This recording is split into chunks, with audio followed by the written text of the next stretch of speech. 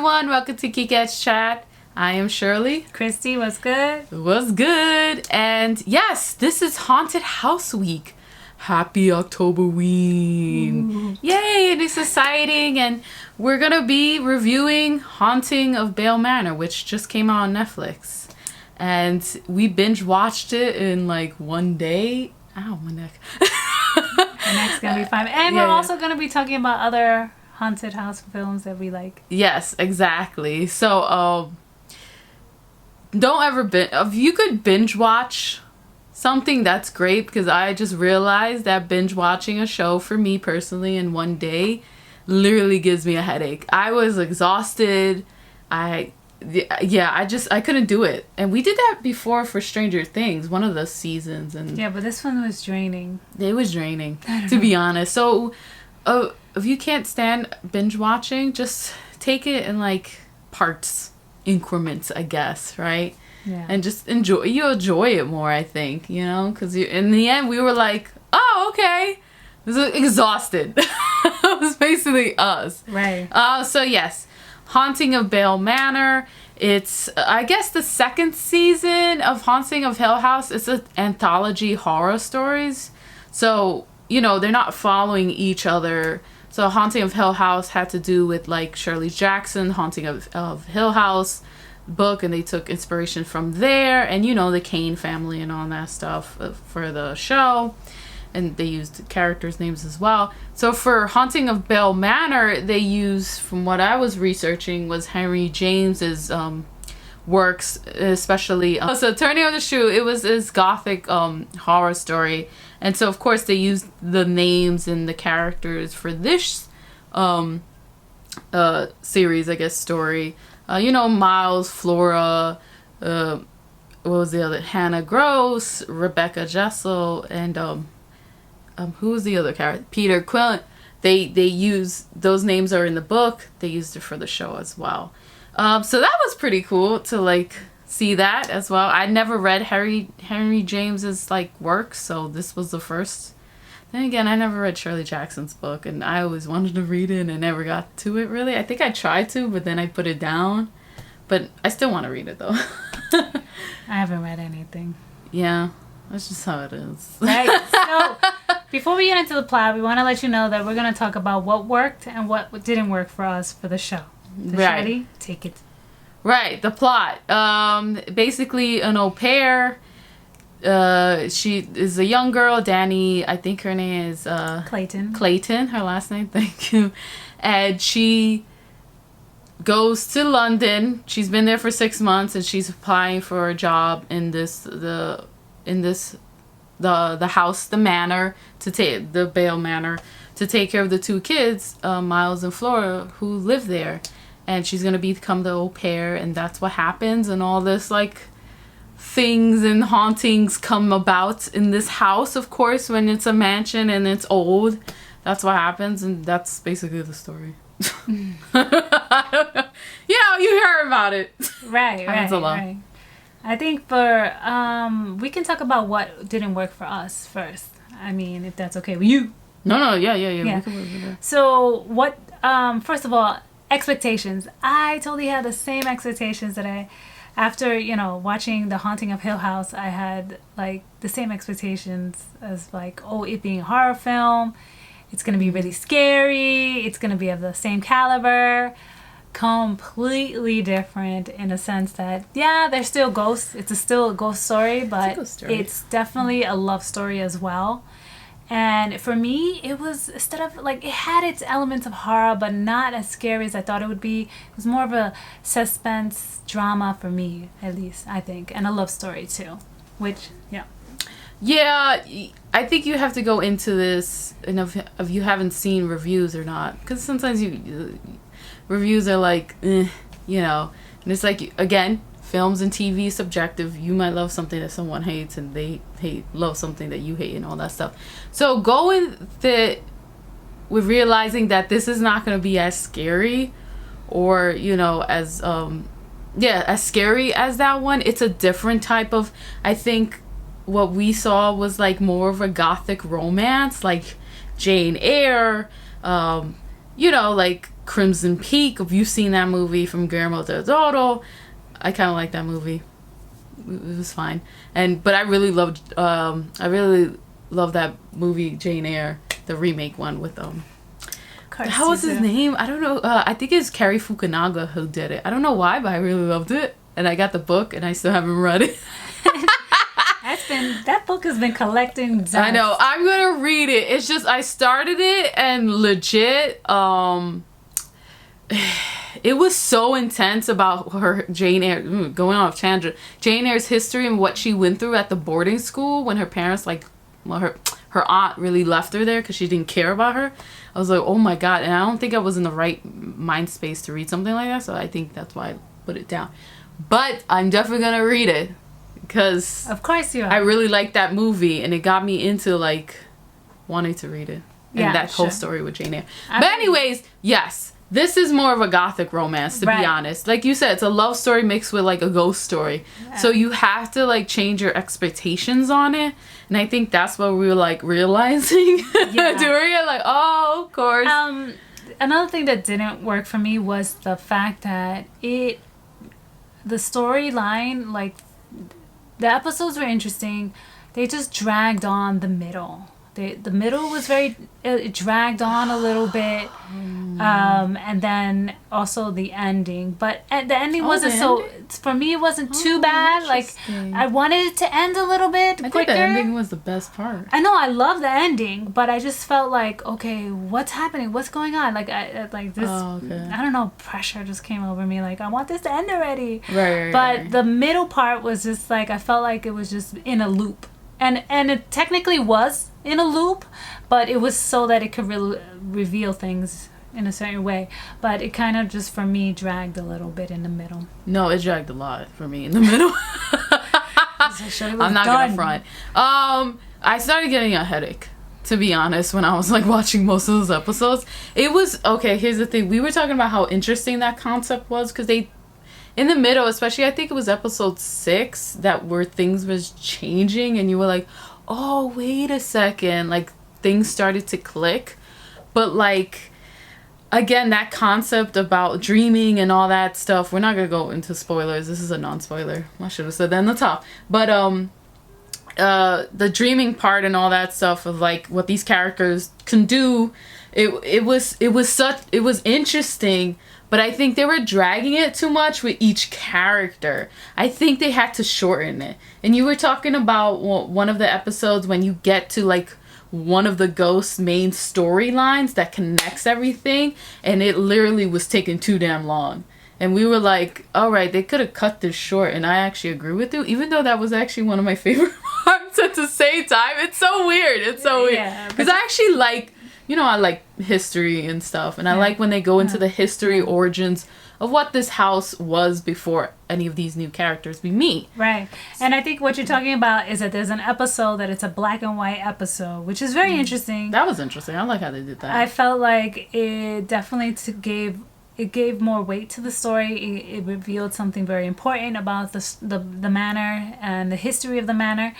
And I found that part of the story very interesting, actually. Yeah, I think what they could have done, maybe shorten it for some characters or tighten it more, and it would have worked more for me in the middle, especially where it was dragging a lot for me, because it's a lot of characters, and a lot of characters, they're not really connected to each other, where with Haunting of Hill House, they're all family members. Yeah. So it was more tighter and connected more, where they were trying to connect these pieces of these different characters that didn't really have a relationship that much with each other. Right. Aside from the sister and brother, and them knowing each other because they worked at the manor and stuff, so they were friends, but like, actually, you know what I'm trying to say, maybe. Yeah, that actually worked for me, having all these different characters. Yeah, so for first of all, I want to comment on your ghost story thing. Yeah, it's definitely a different type of story when it comes to ghost story. The ghost in the show actually have character. You can see their story, and they give them a little backstory. So I did like that. For me, was a totally different concept for a typical haunted house ghost story. So I thought that was what kept me so appealed to the story. I liked all the characters. And the characters, they for were me, interesting. I liked them because they each had their own kind of story, and then kind of also brought up the whole love story for each of the characters. Like, they had their love story. Owen and it Hannah. Yeah, so for me, the favorite one, just like that. I thought... Why you liked Owen and Hannah? Because it was just so sad. It was sad. Like, they... Yeah, it was sad. It was bitter... No, there was one love story that was bittersweet in the end. Had sadness, but it was bittersweet because they had years together. Right. In actuality, they had years together, so they had that. Where the other characters we were just talking about, Owen and Hannah, didn't really have that. But you know what? I don't necessarily... I mean, I'm not disagreeing with you. Yeah, but what I found about their... And that was important. And that was good. But I felt like they had this feeling of like longing or liking each other, and you could kind of see it in their banter, in their flirtiness, and it's like this love that never really blossoms into anything, but you can see it. I don't know how to explain that. The feelings were there. It was very charming to watch. It was. You know, and Owen for me is my favorite character because he just is. The puns were funny. He does the most silly puns, and he's a cook, and he's just so adorable. I love him. Really felt the character that I really felt bad for was Rebecca. Yeah, that character, like, she was the au pair before Danny comes in, and you know, her agency was taken away from her, and that was just so depressing to see. And you know, and she had such ambitions and a future beyond just working as an au pair in Bly Manor, and it was just so sad. I don't know, I felt really sad. Let's talk about the things that worked for us, I guess. I mean, I was already in that. But we were in it. I was like realizing that. The relationships in the sense, there's Jamie and Danny, and you know, again, it's their love story that's really the basis of this, I guess, the main thing. And again, they actually got to have something, and it was bittersweet and sad, but they got to have those years together, which a lot of people don't. So that was still cool to see. And it was just, who was the bad guy? Peter? I didn't like him. I found Peter to be the bad guy. He was the villain of the story. It was sad what happened to him, but that don't take away the shit that he did to Rebecca. Yeah. That was sad.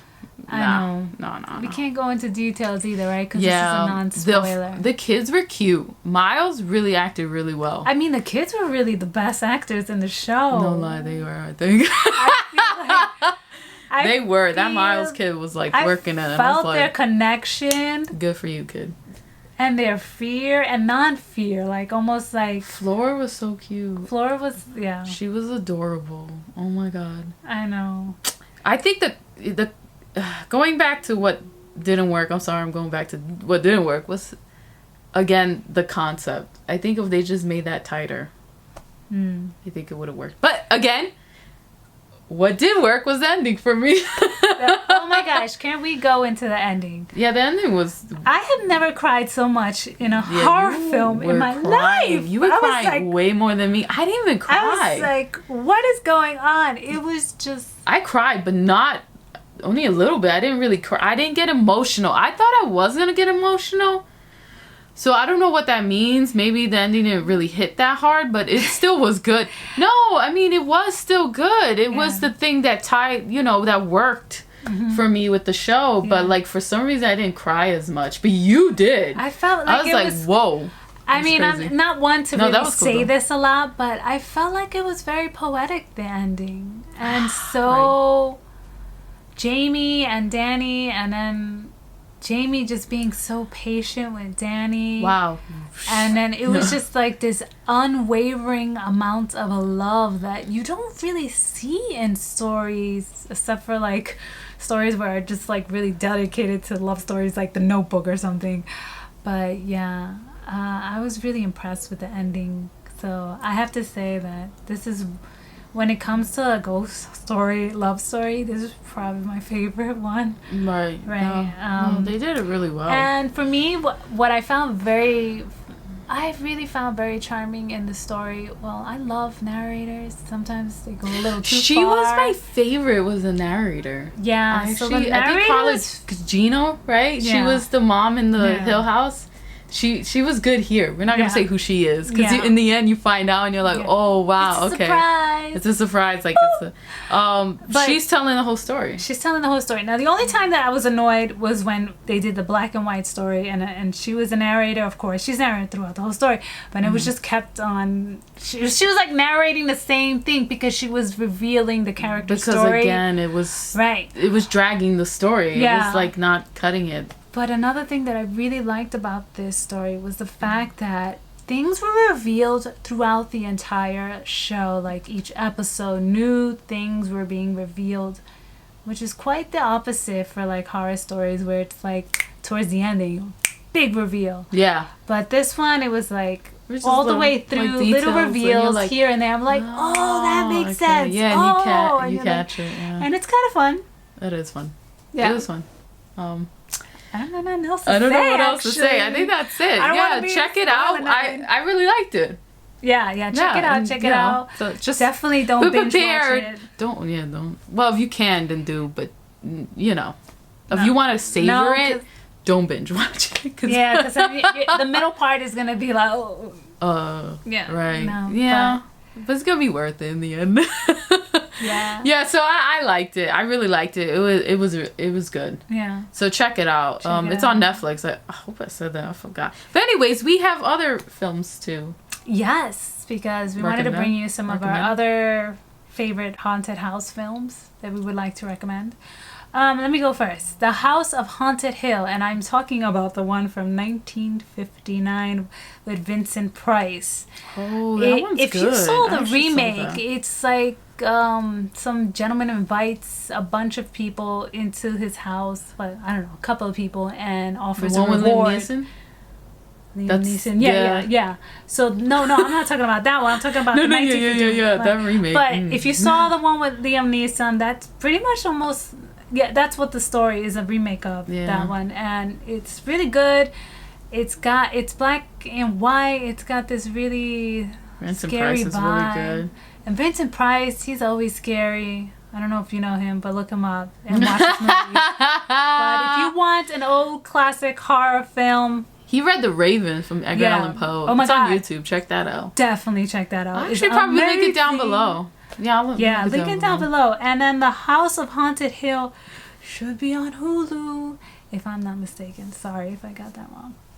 Yeah. The Haunting of Hill House. The house. The show, the first part, or The House on Haunted Hill. oh, No, that wait. movie. House oh. on Haunted Hill. Yeah. Oh, okay. And I then don't of know course what we that's also have our review. We'll link it to the Haunting of Hill House. Sorry, which is another show, kind of like a break from the Haunting of Bly Manor. Then there's Crimson Peak, which I just said. Where is it at? Showtime. Oh, it's on Showtime. It's Get on out. Showtime, Oh, I and didn't it's know by that. Guillermo del Toro, right? Yeah, I liked it. It was And that's fine. a gothic horror story. That's a gothic romance story. Romance story, yeah. It's talking about comparing, and I like that one. That one was fine. I like the aesthetics more than the story, probably. Yeah, the and the aesthetics costume. are Yeah, I'm gonna be wild. honest. I like the costume and the aesthetics more than the story and the But characters. it's still scary. But it still has this finesse to it. Whoa, what is up with that word? No, you're not gonna make me say that one. What? Poltergeist. I can't say it. Okay, so Poltergeist is from the 80s, right? Yes.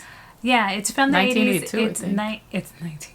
It's on think it Netflix. is. No, yeah. And of course, it's a haunted house. Oh my God! It's This a haunted this house. It's a this is legit like haunted this is house. probably what someone like a homeowner's worst nightmare, Yes. to have a house on an old burial ground. And was it indigenous I think burial so. ground? I think it don't was an know. indigenous burial ground. I don't know. And so, of course, story the house about is it. haunted. And the worst, most scariest part is that the little girl disappears into a realm that we don't know, but she's taken by the spirits, in really. the closet, I think. Yeah.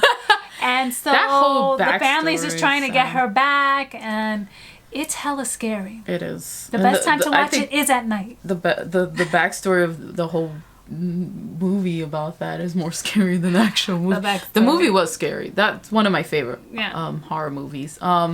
Directed by half of it by Tom Hooper, who directed Texas Chainsaw Massacre, the original. I still haven't seen that whole movie because I'm still scared to watch it. And most of it, he got fired, and most of it was directed by Steven Spielberg. Believe it or not. Oh, yeah. It's crazy. Steven Spielberg. I don't know why he got fired. I don't know. What Lies Beneath? Michelle Pfeiffer, Harrison Ford. That's actually a really good movie. That's on Netflix. That is not your typical horror film. No, it's not. But I liked it. But it's so good. It's yeah, done it's good. so well. I just watched it recently. And it has a ghost in it. It's a ghost in her house, but it's not really like a... Well, it is a ghost. It is a ghost. But it's a ghost that's trying to find justice for what happened to her. So Yeah. she's going through Michelle Pfeiffer and be like, yo, bitch, help me. Help me out. 'Cause something messed up happened. So, yeah, it's really interesting. Michelle Pfeiffer is really good in there.